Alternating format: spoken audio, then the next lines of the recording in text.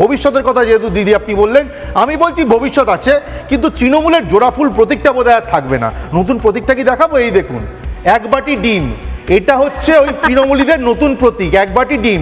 যেখানেই যাচ্ছে কিছু পাক না পাক ডিম পাচ্ছে, মানুষ গুছিয়ে এদেরকে ডিম মারছে।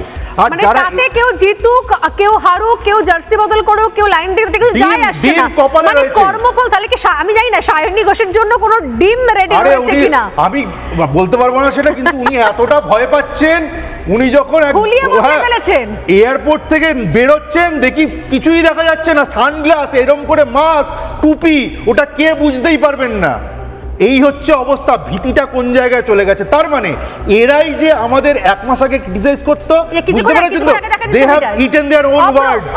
আমরা আমাদের জায়গায় রয়েছি। একদম এই ছবিটা খোপা নেই, চুল কেটে ফেলেছে, হেয়ার কাট, পুরো লুক চেঞ্জ, মাথায় টুপি, পুরো লুক চেঞ্জ হয়ে গেছে। এই সেই এয়ারপোর্ট লুক, মুখে মাস্ক, চোখে সানগ্লাস, জিন্স টপ, কোথায় গেল? দেখুন, আমরা বিরোধী রাজনীতি করেছি অনেক বছর, আমাদের কেউ ডিম মারেনি। কেমন একটা দল ভাবুন, ক্ষমতা থেকে গেল 7 দিনের মাথায় সবাই ডিম খাচ্ছে। না আমি তো বলছি যেখানে যাচ্ছে ডিম খাচ্ছে, তার মানে কি দল ওটা? 2021 তে সবথেকে বেশি ঘর ছাড়তে হয়েছিল বিজেপি কর্মী সমর্থকদের।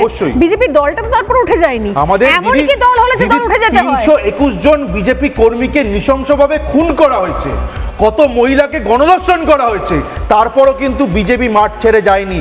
বিজেপি রক্ত ঘাম এক করে লড়াই করে আজকে ক্ষমতায় এসছে। আর সেই জাক্সটাপোজিশনে এই তৃণমূলের অবস্থা দেখুন, সাইনবোর্ড হয়ে গেছে।